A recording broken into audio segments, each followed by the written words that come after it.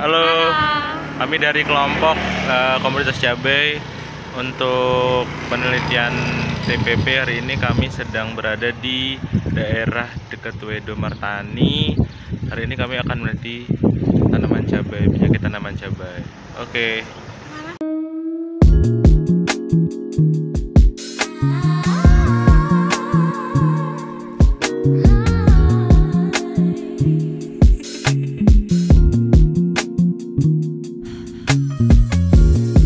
Your body's beat by the window seat. Little eyes look high up in the blues and stars. I wanna surrender to those cosmic skies, whispering spells about what it means to be. Tanaman cabai merupakan tanaman hortikultura yang termasuk dalam genus Capsicum. Tanaman cabai memiliki klasifikasi sebagai berikut, yaitu Kingdomia plantae, subkingdomia Trachebionta, superdivisia Spermatophyta, divisinya Magnoliophyta, kelasnya Magnoliopsida, ordonya Solanales, familinya Solanaceae, genusnya Capsicum spesiesnya Capsicum annum L. Morfologinya itu sendiri adalah batangnya berbentuk bulat, bercabang banyak, dan berwarna hijau hingga kecoklatan dan memiliki tinggi rata-rata 5-150 cm tergantung varietas. Daunnya berbentuk oval hingga lonjong dengan ujung meruncing dan berwarna hijau. Bunganya berwarna putih, kecil dan tumbuh di ketiak daun. Tipe buahnya hermafrodit, memiliki kelamin jantan dan betina. Buahnya berbentuk bulat hingga lonjong dan memiliki warna yang bervariasi seperti hijau, merah, dan kuning. Yang terakhir itu dia berakar tunggang. Antraknosa merupakan salah satu penyakit utama yang menyerang tanaman cabai, terutama pada buah. Penyakit ini disebabkan oleh jamur dari genus Coledotrichum, seperti Coledotrichum capsici, Coledotrichum gliosporioides, dan Coledotrichum aquatum. Penyakit ini dapat menyerang pada semua fase pertumbuhan, namun paling sering muncul pada saat buah sudah mulai matang. Penyebaran penyakit antraknosa dapat melalui angin, percikan air hujan, atau alat pertanian yang terkontaminasi. Penyakit ini akan cepat berkembang pada kondisi yang lembab, dan tanaman cabai yang terluka akan lebih rentan terkena infeksi. Gejala yang ditimbulkan antraknosa pada tanaman cabai yaitu yang pertama, muncul bercak melingkar berwarna coklat gelap hingga hitam pada permukaan buah. Pada tahap lanjut, bercak ini akan membentuk cekungan sehingga akan menyebabkan lubang. Bercak ini sering disertai dengan lingkaran konsentris atau cincin yang terkadang terdapat massa spora berwarna merah muda hingga jingga di tengah cekungan. Buah yang terinfeksi seringkali menjadi busuk dan rontok sebelum matang. Yang kedua, pada daun. Namun pada daun ini jarang terlihat, tetapi jika ada berupa bercak kecil berwarna coklat dengan tepi kuning. Dan apabila infeksinya sudah parah, daun ini juga bisa mengering. Untuk pencegahan dan pengendalian antraknosa, yang pertama, ada pencegahan yaitu menggunakan benih yang sehat dan bebas dari patogen, melakukan rotasi tanaman, menjaga drainase yang baik, melakukan sanitasi kebun atau membuang buah atau bagian tanaman yang terinfeksi untuk mengurangi sumber inokulum, dan yang terakhir ada memilih varietas yang tahan penyakit.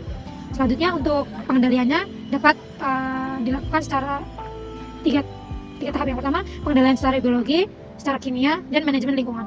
Untuk yang biologi yaitu menggunakan agen hayati seperti jamur antagonis, Trichoderma, atau Bacillus subtilis untuk menghambat pertumbuhan jamur penyebab antraknosa. Untuk secara kimia yaitu menggunakan fungisida aktif seperti mancozeb, azoxystrobin, atau chlorothalonil sesuai dosis anjuran.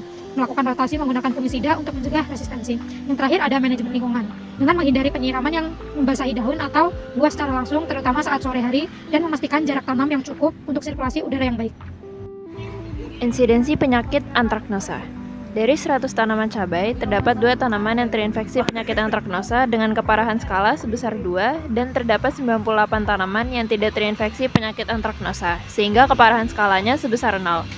Indeks keparahan tersebut dihitung menggunakan rumus 2 kali 2 ditambah 9 kali 0 per 2 kali 100 dikalikan dengan 100%, sama dengan 4 per 200, yang kemudian disederhanakan menjadi 2 per 100 dan dikalikan dengan 100% dan memiliki hasil 2% dengan kategori ringan.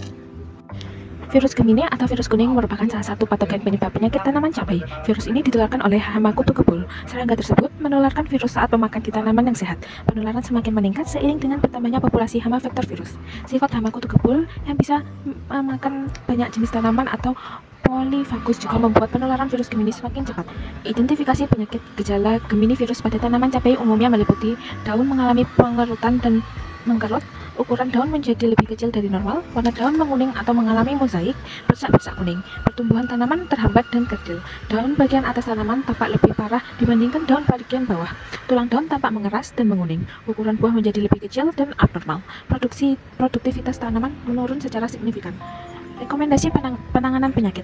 Yang pertama itu ada pengendalian preventif, terdiri dari pemilihan varietas, menggunakan varietas cabai yang tahan terhadap virus Gemini. Kemudian ada sanitasi lahan, bersihkan gulma atau tanaman inang lain yang bisa menjadi tempat tinggal virus dan vektor. Yang ketiga ada jarak tanam, terapkan jarak tanam yang baik untuk mengurangi risiko penularan melalui serangga. Yang keempat, mulsa plastik, gunakan mulsa untuk mengurangi populasi kutu kebul di sekitar tanaman. Kemudian ada pengendalian vektor. Yang pertama itu menggunakan jaring insektisida, pasang jaring untuk melindungi tanaman muda dari serangan kutu kebul. Yang kedua ada insektisida, menyemprotkan insektisida yang efektif terhadap kutu kebul dengan rotasi bahan aktif untuk menghindari resistensi. Insidensi penyakit Gemini virus. Dari 100 tanaman cabai, terdapat 49 tanaman terinfeksi penyakit Gemini virus dengan keparahan skala 3, lalu terdapat 48 tanaman yang terinfeksi dengan keparahan skala 4, dan terdapat 3 tanaman yang tidak terinfeksi sehingga keparahan skala 0. Indeks keparahan dapat dihitung dengan jumlah tanaman dikalikan dengan skala keparahan dibagi skala keparahan terbesar dikali jumlah tanaman lalu dikalikan 100%, sehingga dapat dihitung 49 dikali 3 ditambah 48 dikali 4 ditambah 3 kali 0 dibagi 4 kali 100 dikali 100% dan didapatkan hasil 84,75% dan termasuk kategori PUSO.